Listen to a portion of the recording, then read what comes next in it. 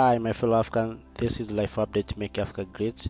Before I proceed more, let us listen to Julius Malema when he's spoken about mind liberation.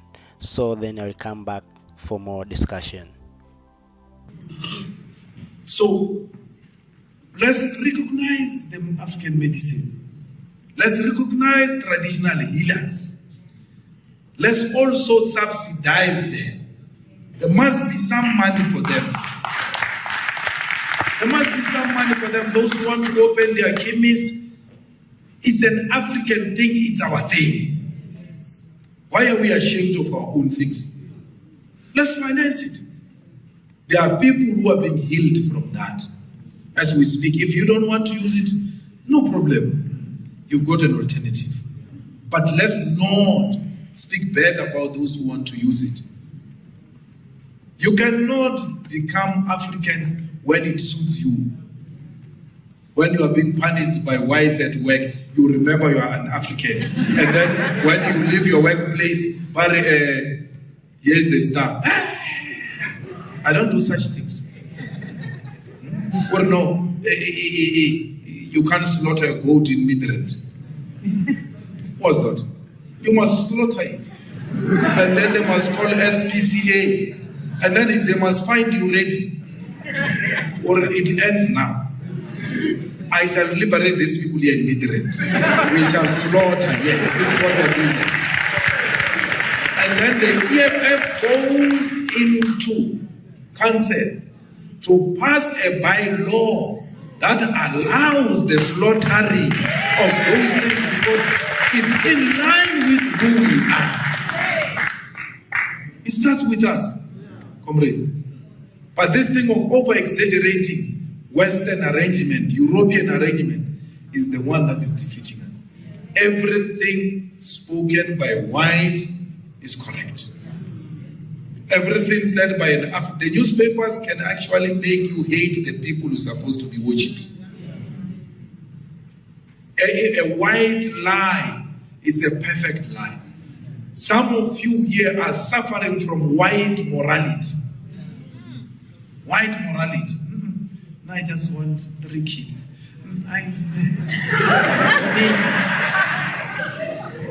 Because you had some white person saying, this is good. This is good.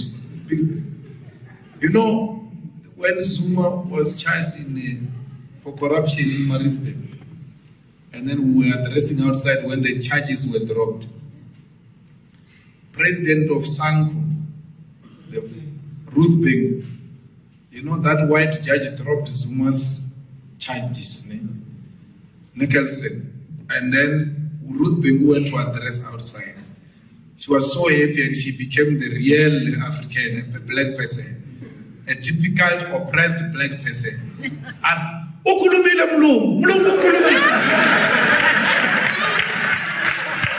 And no, the fact that a white judge said Zuma is not corrupt is done. It means it's true. Even a white person says Zuma is not corrupt. No. I've been hearing all these judges, but today,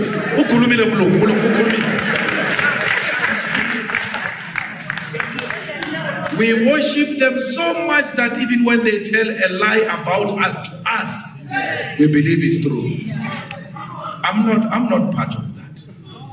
No. Now I'm liberated. I'm personally liberated. If you are in that trouble, you're on your own. I'm not part of this already. They can write as many times as they want. We will never change our movement. And they say we're fighting journalists. We're not fighting journalists. We're telling them the truth. Let them start doing their work professionally. Then we'll not have a problem. A lie, it's a lie even when it's told by a journalist. And then they say, no, but why are you not suing them? You know it's a lot of money to sue. Why should I sue them when I've got the mouth to speak for myself? From time to time, yes, there will be fools that I want to follow properly. But others I just lash for it. Yeah? You wait.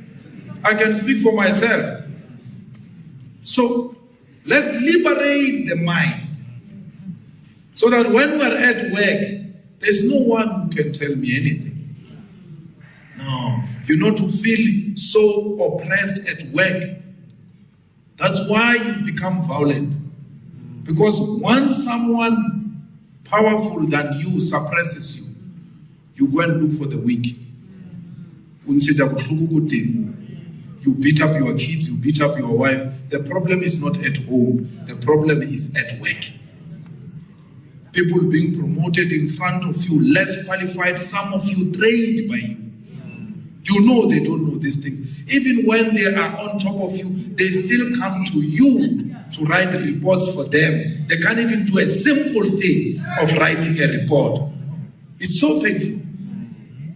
But you ought to. And don't look for a union. Do it yourself. Many of you say, what do you know? What do you know? We don't need a union. Stand up and say it. For this, I'm not going to accept. Every time you are given a platform to speak, be end of the year function, no, we worked very well. We hope next year, this thing of promoting people based on color, it will change. Every platform.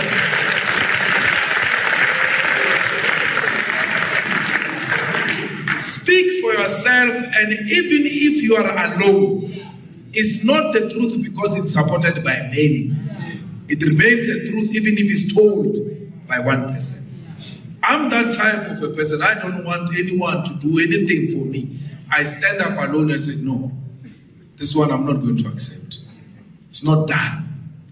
This thing we are doing to Pravin is what we did to Zuma.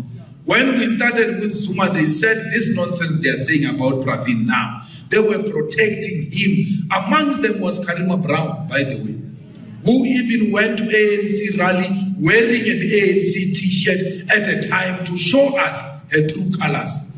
But this EFF is useless. You voted for rascals to go and disrupt parliament or all types. Some of you were beginning to doubt, was it the right decision? If it was not of such an approach, this country would have collapsed by now. This Cyril will not be president. That commission of inquiry which they are saying were insulting, we're not insulting any commission of inquiry, will not be there. I can tell you now. Pravin says they were scared to talk because they were scared to lose their own jobs. They were liberated by us. They started speaking when the EFF spoke consistently, even when it got beaten in parliament, consistently. 25 of us out of 400. Consistently fighting without being scared. Chased out, thrown out violently. The following day, same things. This guy is corrupt. He cannot be our president. And then so many times we repeated ourselves, people started saying, hey, maybe we must listen to them. Maybe there's something they are saying.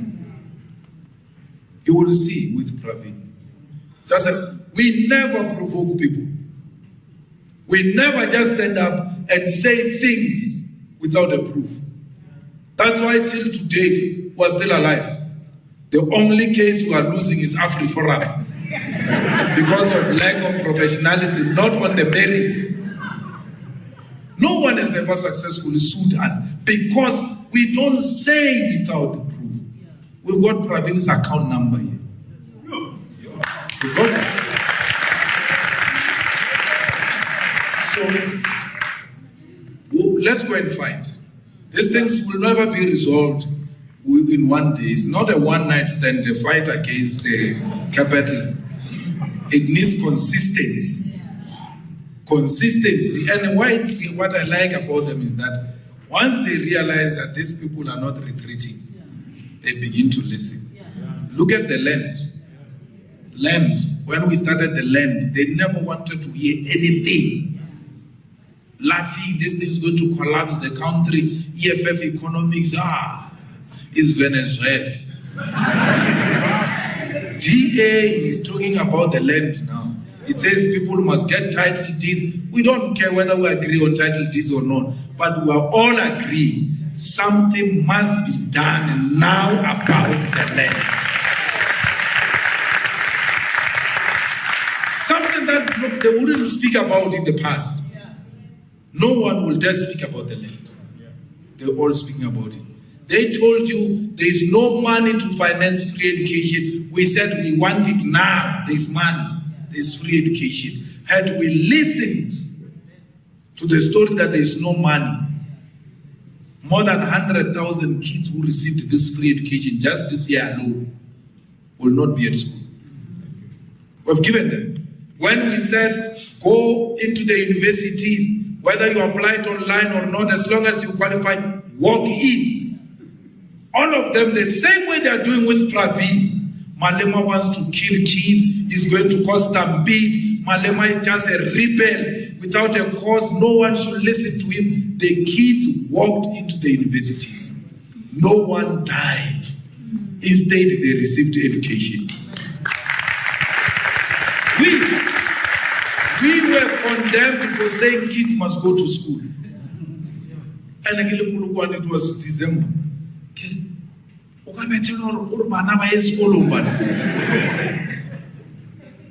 I was not saying they must go to Nyaope or anything like that. We said go to school, education is free. We're beaten for that. Some of our brothers joined in that attack, or your unreasonable is not done. You cannot say these people must go to universities. Zuma announced it after registration is closed. He announced it. They closed registration and said free education. Hoping now that registration is closed, no one will rock up. We said you are going to reopen it. We are going to reopen it. Why? I didn't apply because I didn't have money. Now it's free. I'm going to apply. And that's how our kids went to school. When we did that for black people, they said no. Kids are going to die. You don't listen to those things. The same way they are saying now, when we expose corruption which is not African. Because corruption is a synonym of African, according to them. It can only be done by Africans. Vugadak. It's time now to close banks and go with the party that fights for black people unashamedly. We're not fighting against white people. We're fighting for black people. We're fighting for black people, not against white people. We're not doing anything for them. They don't need anything. They are sorted. Yes. You can't, when a person has got a ticket to enter Black Coffee's festival, or no, I want 2 tickets, and you still want to give this one who's got a ticket. They've got a ticket to the meal tickets. We're looking for meal tickets for you. So you don't have meal tickets. We're looking for meal tickets for you. Someone says, why not looking for meal tickets for white people? But they've got. And they're not only having the meal tickets, they're already in the dining room. Already in the dining room. Why must I go look for meal tickets for them when they are inside? I'm looking for meal tickets for these ones who are outside, so that they too can occupy their chairs in the dining room. Thank you very much.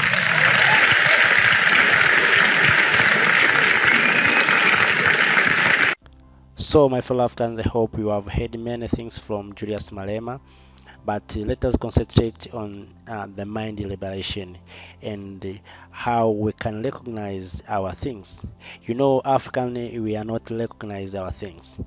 We are lost everything. That's why even our color, many of us and some of us are using these bleaching creams so as to change their color. Instead of being black, they think to be black is not good. That's why many women, young sisters, are trying to bleach their color so as to look like white. Also, we have seen in terms of wearing wigs. I remember when President Museveni told the Miss World Africa to stop wearing the wig. Why we as African we are wearing wig when we have our natural hair? Why we don't be confident with our natural hair? So this is all about the mind liberation. If our mind is conquered, we will think that everything that was from Western or from Europe is a good one. That's why we left our things, we left our culture. Nowadays we have seen the guys homosexual. So this is not our culture, because this is comes to us because we think that everything that was told by white people, our other civilization from Africa, is good for us. So this is our mind conquered. Our mind was conquered. Many of African young people have conquered in terms of mind. Also, apart from that, also we have seen young people are running away from Africa because they think that if you stay in Africa, you cannot achieve. But there are some people who are in Africa and they are achieving their goals.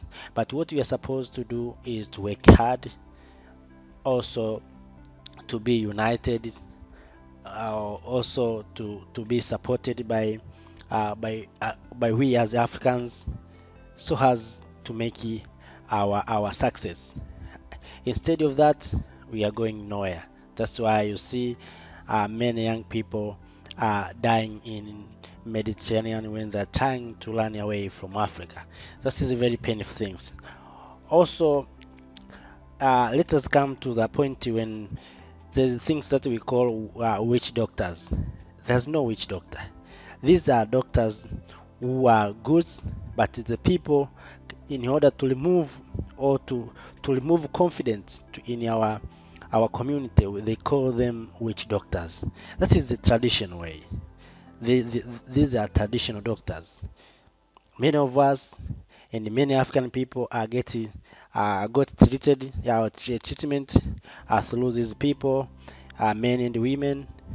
Also, for instance, in your community, if you have snake bite, there is a stone, a small stone that you can put in the wound. Then that stone will take all the poison of the snake from your body or from the wound, and you will be fit, as you see, as you can see.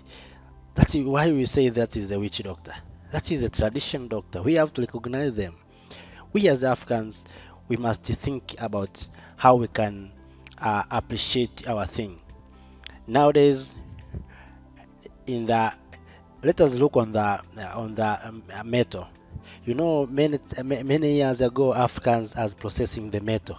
We have hoes, we have axes, we have bush knife.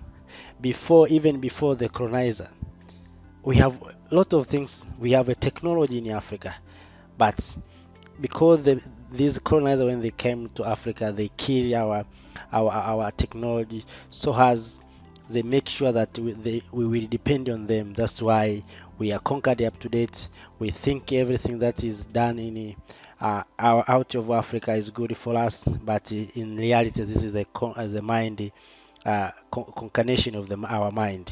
So, my fellow Africans, the good things is to liberate our young people and to liberate our young our brothers and sisters from this mind conquered or mind concarnation. So, if our mind is conquered, my fellow Africans, we are going nowhere. That's why you see Africa, we are every time we even the style of wearing nowadays, the people they want to wear like Europeans or American. No one like to wear like Nigerians or a Bantu. No one like to wear like Bantu. If you wear Bantu style or Nigerian style, you look like you are the past. You are not in the current situation. So this is liberation of our mind. So, my fellow Africans, I have talked more about this issue, but I hope through the video of Julius Malema and the elaboration from Julius Malema, we have got many things from that. Also, apart from that, let us, before I conclude, because I must conclude, let us talk about a little about this, what we call family planning. You know, Africa, we are the population is 1.2, approximately 1.1 or 1.2 billions of the people. But the people in Africa nowadays, they started to think that to live like Europeans or American, to have a single child. Who told you to have a single child? If someone have five children, you are wondering, these guys, they are just bathing without planning. How? Africa, the people the people of Africa, we have God have given us as the opportunity. We have the ability to fertilize, and to produce, also to have a birth, as we can. So why we are planning? Who told us to plan? Who told you to plan the family? Or we need to have a single child. Who told you?